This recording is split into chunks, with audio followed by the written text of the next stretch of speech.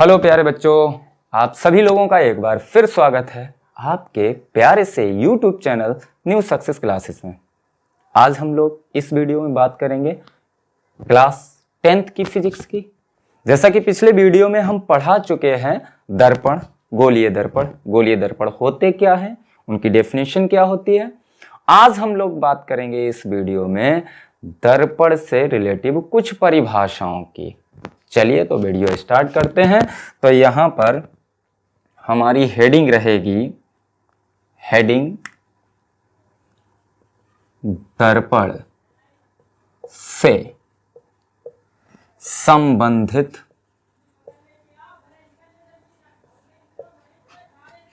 परिभाषाएं।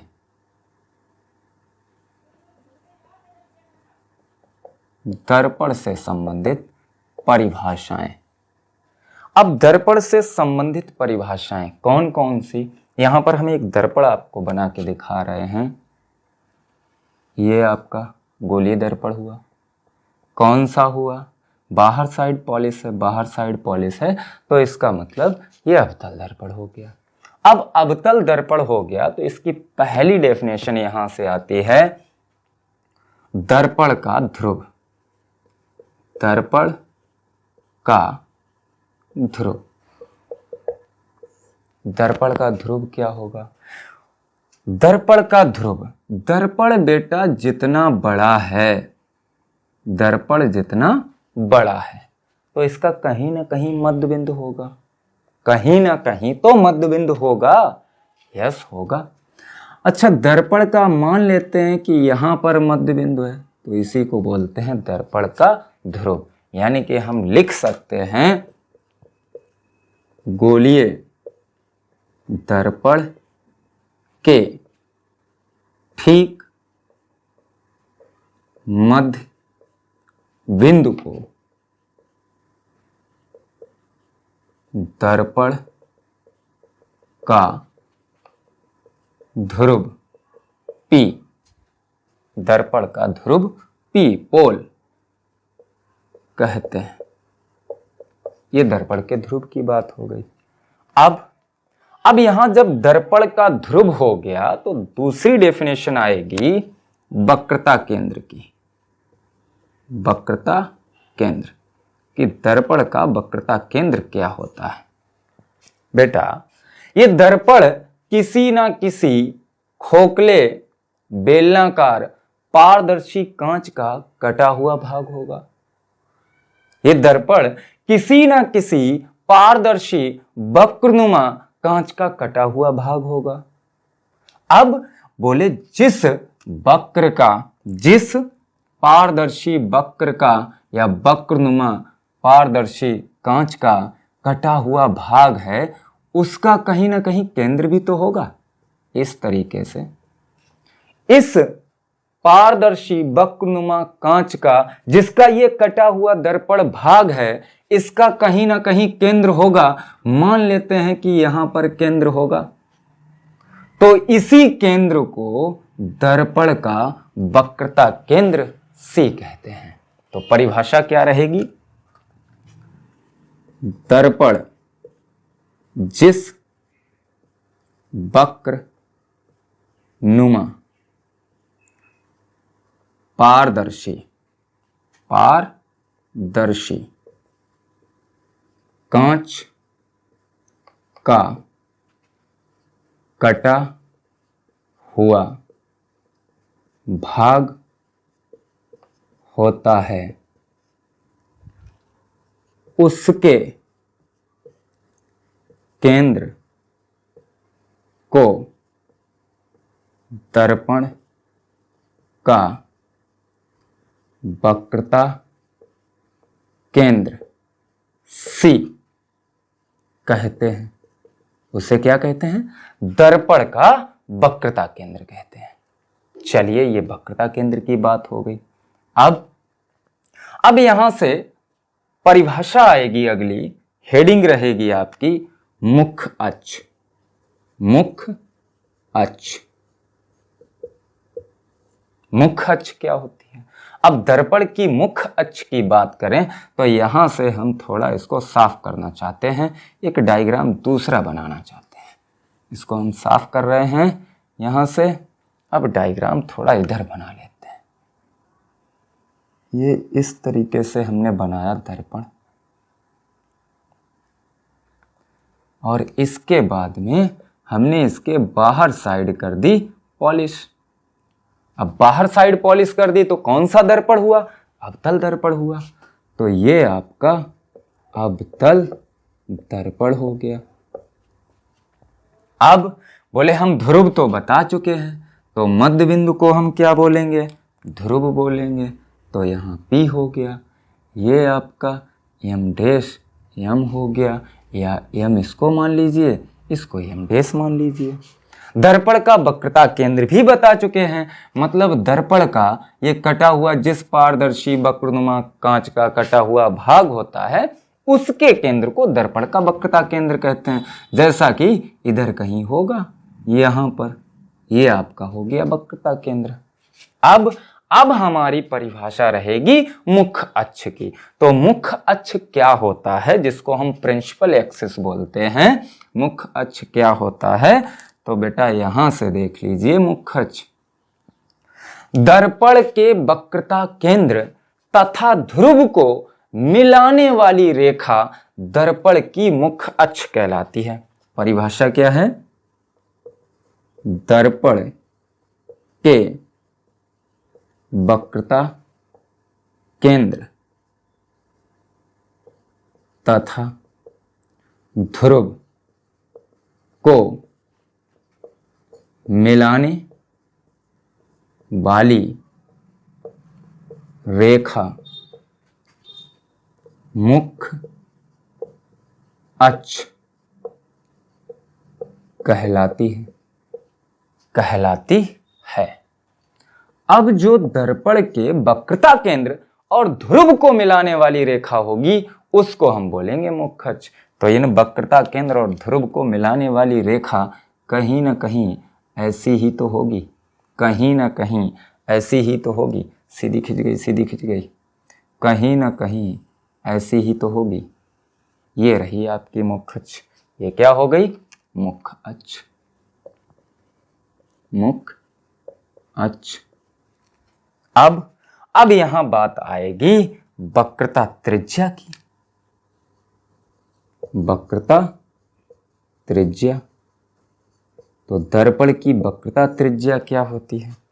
तो वक्रता त्रिज्या बेटा परिभाषा है दर्पण के ध्रुव व वक्रता केंद्र के बीच की दूरी को दर्पण की वक्रता त्रिज्या कैपिटल R कहते हैं। ये दर्पण की वक्रता त्रिज्या हो गई। तो वक्रता त्रिज्या क्या रहेगी? यहां से यहां तक की दूरी को हम बोलेंगे वक्रता त्रिज्या। अब जब हमने वक्रता त्रिज्या को समझ लिया, अब हम बात करते हैं, यहां पर हेडिंग रहेगी फोकस बिंदु की। फोकस बिंदु, जिसको हम मुख्य फोकस भी बोलते हैं। क्या बोलते हैं? मुख्य फोकस। मुख्य फोकस। अब मुख्य फोकस की परिभाषा क्या रहेगी? तो मुख्य फोकस की परिभाषा को समझने के लिए हम क्या करते हैं, दर्पण की जो मुख्य अक्ष है इसके समांतर कुछ प्रकाश किरणें आपतित कर रहे हैं। इस तरीके से हमने दर्पण पे क्या किया, उसकी मुख्य अक्ष के समांतर दो प्रकाश किरणों को आपतित किया।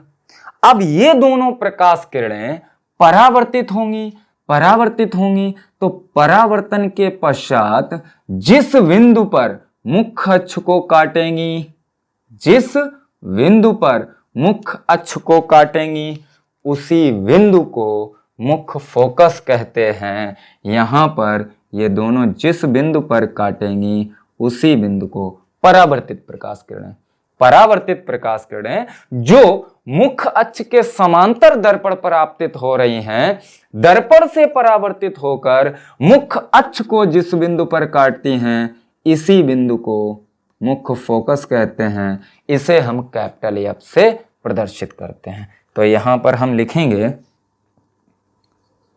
दर्पण पर मुख्य अक्ष के समांतर आपतित प्रकाश किरणें दर्पण से परावर्तित होकर मुख्य अक्ष को जिस बिंदु पर काटती हैं, जिस बिंदु पर काटती हैं, जिस बिंदु पर काटती हैं उसे दर्पण का मुख्य फोकस, मुख्य फोकस कैपिटल एफ कहते हैं। ये मुख्य फोकस की बात हो गई। अब यहां पर परिभाषा बची है कि फोकस तल किसे कहते हैं, फोकस दूरी किसे कहते हैं। चलिए तो इसको साफ करें बेटा, साफ करें। जी हां,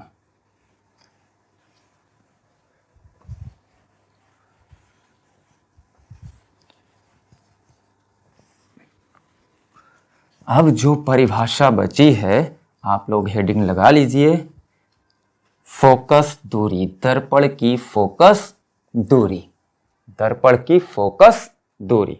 तो हेडिंग रहेगी हमारी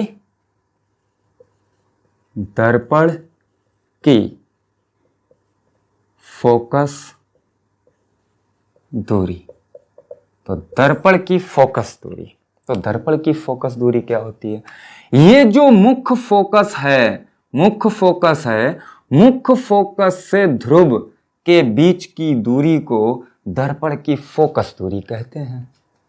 परिभाषा क्या रहेगी? दर्पण के मुख्य फोकस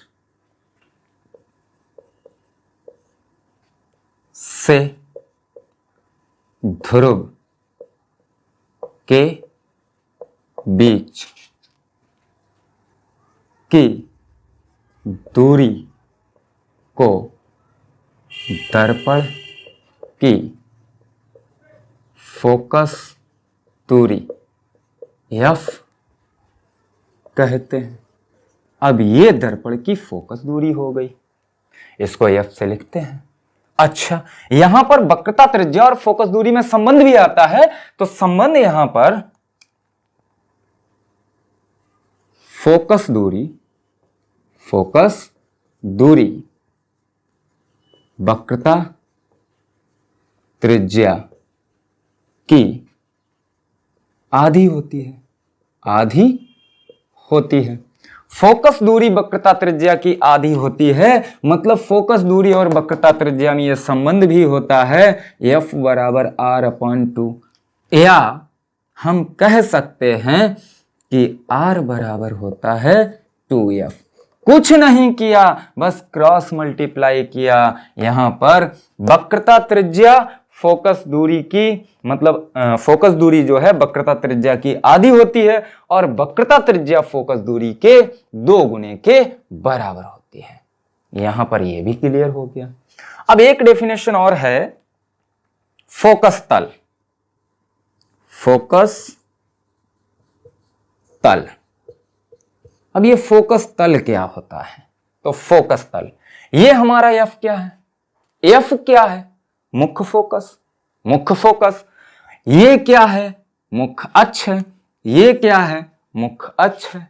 हम क्या करते हैं, फोकस तल पर, सॉरी फोकस तल तो हमें लिखना ही है, फोकस तल को ही परिभाषित करना है, मुख्य अक्ष के लंबवत, मुख्य अक्ष के लंबवत मुख्य फोकस पर खींचे गए अभिलंब को या खींची गई रेखा को फोकस तल कहते हैं। इस रेखा को क्या बोलते हैं, फोकस तल।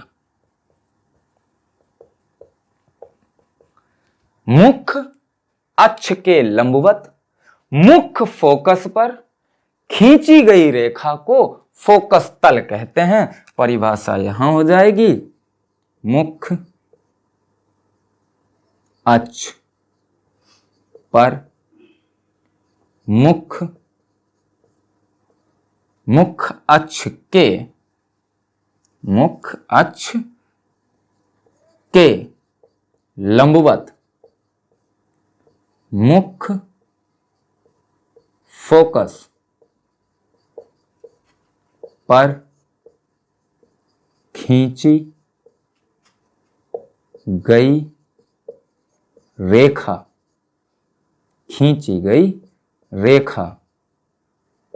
फोकस तल कहलाती है, फोकस तल कहलाती है। तो ये दर्पण से रिलेटिव कुछ परिभाषाएं थी मोस्ट इंपॉर्टेंट, जो आपको जनरली आप लोगों से एग्जाम में पूछ ली जाती हैं। ये आपकी मोस्ट इंपॉर्टेंट कुछ डेफिनेशन थी जो दर्पण से रिलेटिव थी। इसमें ये आपका वेरी वेरी मोस्ट इंपॉर्टेंट रहता है पार्ट, यहां पर ये वेरी मोस्ट इंपॉर्टेंट पार्ट रहता है, वेरी मोस्ट इंपॉर्टेंट पार्ट रहता है। क्यों? क्योंकि यहां से आपके न्यूमेरिकल भी कहीं ना कहीं सॉल्व होते हैं। तो इसलिए ये दर्पण से रिलेटिव कुछ महत्वपूर्ण विशेष जो एग्जाम में पूछी जाती हैं डेफिनेशन थी। आज के वीडियो में इतना ही। अगले वीडियो में आप सभी लोगों से फिर मुलाकात होगी एक नए टॉपिक के साथ। तब तक के लिए धन्यवाद।